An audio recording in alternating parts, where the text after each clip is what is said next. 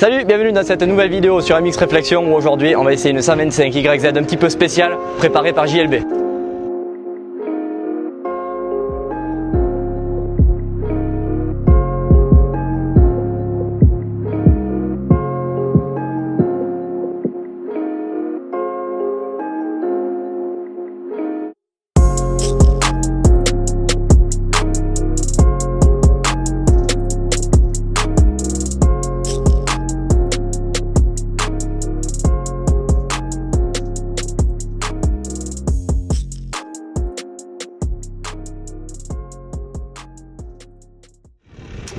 Comme d'habitude, si tu ne l'as pas déjà fait, n'hésite pas à t'abonner à notre chaîne YouTube et n'oublie pas de cliquer sur la petite cloche pour recevoir des notifications à chaque parution de vidéo. Donc Blaise, aujourd'hui, conditions compliquées, on était sur le sec, carrément pas des conditions pour essayer un 125 voire même un moteur de temps. Est-ce que tu peux nous comparer dans un premier temps cette moto préparée avec une moto d'origine? Toi qui te rappelles, est-ce que tu te rappelles comment c'était une Yamaha d'origine? Ouais, exactement, la Yamaha d'origine, j'avais pas trop apprécié, j'avais trouvé, enfin c'est pas que j'avais pas trop apprécié, c'est que j'avais trouvé que c'était une moto assez vieillissante. Par rapport à l'origine, cette moto là, j'ai l'impression que les défauts que j'avais trouvés à la première ont été gommés, dans le sens où il y a des suspensions préparées. On va voir, on met en détail dans la liste juste en bas dans la description tout ce qu'il y a sur cette moto, mais c'est vrai qu'il y a pas mal de préparation, ça a pas mal été touché. Et voilà, les défauts que j'avais trouvés sur la première version d'origine, ont été pas mal gommés quand même sur cette version là. Allez, si tu devais retenir quelque chose de cette moto, j'ai eu l'occasion tout à l'heure de te suivre, ça monte énormément dans les tours, mais est-ce qu'on perd à bas régime? Non, franchement elle est pleine à tous les régimes, c'est une 125 donc bien sûr il y a moins de puissance à bas régime qu'un 254 temps par exemple. Il y en a, j'ai eu l'occasion de l'essayer avec l'essence d'origine, avec de la VP, voilà, dans les deux cas ça marche fort, ça marche encore mieux avec la VP.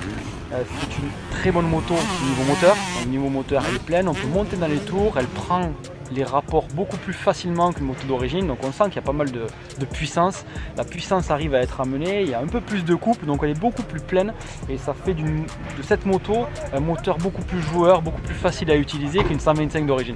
Tu l'as mentionné, essence VP par rapport à l'essence d'origine, il y a eu quelques réglages à faire, on a changé les gicleurs forcément, mais qu'est-ce que tu ressens toi sur la moto?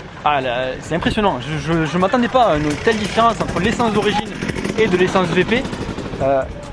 En un mot, en fait, elle est beaucoup plus réactive la moto. Dès qu'on accélère, ça part mieux. À bas régime, à mi-régime, à haut régime, elle monte encore plus haut dans les tours. Donc il y a tout de mieux en fait avec l'essence VP et je ne m'attendais pas à autant de différence et j'étais vraiment bluffé. Pour clôturer sur le moteur, dans des conditions comme aujourd'hui, c'était vraiment sec, béton, poussière, pas forcément très défoncé, mais comment la moto réagit quand tu es à bas régime? À quelle vitesse tu virais dans les virages serrés? Est-ce que tu peux nous en dire plus? La laisse assez haut dans les tours quand même parce que ça reste une 125, mais même sur un terrain comme celui-là qui est damé, qui est assez glissant, qui est assez difficile pour un deux temps, ça va mieux que l'origine parce qu'il y a plus de puissance. On peut, dès qu'on ouvre les gaz, on sait qu'on va avoir encore plus de puissance, donc c'est plus facile à amener.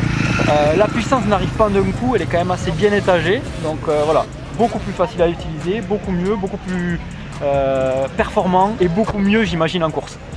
D'accord, si on passe maintenant sur la partie cycle. Partie cycle, tu avais dit sur les Yamaha d'origine, c'était un petit peu vieillissant, c'était le ressenti que tu avais. Là, les suspensions ont été retouchées, toujours pareil, ça sera dans la liste, dans la description. Qu'est-ce que tu peux nous dire de cette moto sur la piste? Je trouvais justement que le cadre était assez vieux dans le sens où elle était un peu plus dure à mener que ses concurrentes. Là, le fait que les suspensions aient été préparées, j'ai pas eu ce ressenti aujourd'hui. Alors c'est un terrain différent, ce sont des conditions différentes, mais aujourd'hui j'ai pas eu ce ressenti parce que les suspensions sont fermes, on peut se mettre court, long, elles acceptent bien. Quand on arrive fort dans les trous, c'est préparé de manière à ce que ça ne rebondisse pas. Donc voilà, il y a eu du travail de fait, il y a eu beaucoup de travail de fait sur les suspensions, elles sont d'origine préparées, il y a des pièces qui ont été changées à l'intérieur, c'est efficace. La seule chose que je peux dire c'est que c'est efficace, c'est bon pour mon niveau, mon poids, c'est voilà, bon. Est-ce que tu penses qu'il faut préparer une moto comme ça dans son intégralité ou uniquement le moteur ou uniquement les suspensions pourrait faire d'elle une moto bien? Si je vais choisir pour un budget assez serré, je sélectionnerai en premier les suspensions parce que c'est vraiment ce qui m'a bluffé, les suspensions, le fait qu'il y a un comportement complètement différent à celle que j'avais essayé avant à l'origine.